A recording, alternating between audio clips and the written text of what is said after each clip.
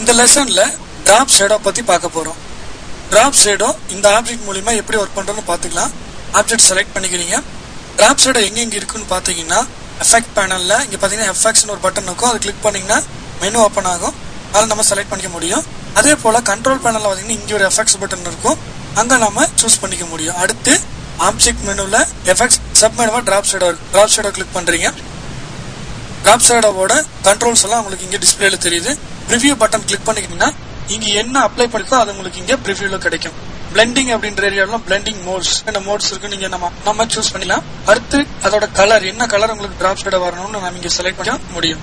அடுத்து அதோட ஒப்பாசிட்டி எவ்வளவு வரணும், அதாவது லைட்டா இருக்கணும். இப்ப 100% நீங்க கொடுத்தீங்கன்னா டார்க்கா இருக்கும். 50% 30% கொடுத்தீங்கன்னா லைட்டா இருக்கும். நம்ம 20% கொடுத்துருவோம்.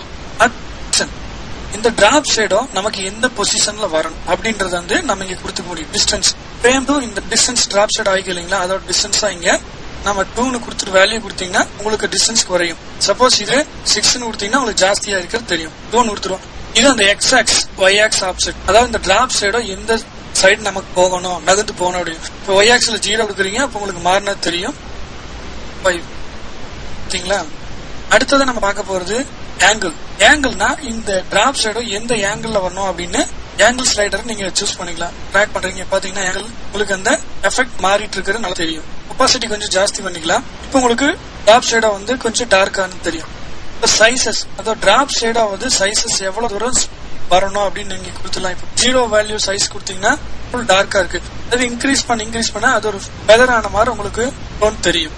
ரெட் இந்த ஃபெதர் ஆனது எவ்வளவு தூரம் வரணும்னு நீங்க பெர்சன்டேஜ் கொடுத்துக்கலாம்.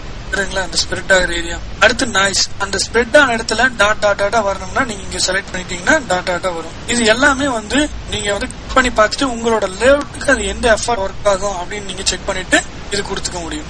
இந்த செட்டிங்ஸ் வந்து ஆப்ஜெக்ட் மேல நீங்க ஃபில் பண்ண முடியும். Stroke or fill or text எதுவா இருந்தாலும் நம்ம இதுல அப்ளை பண்ணிக்க முடியும்.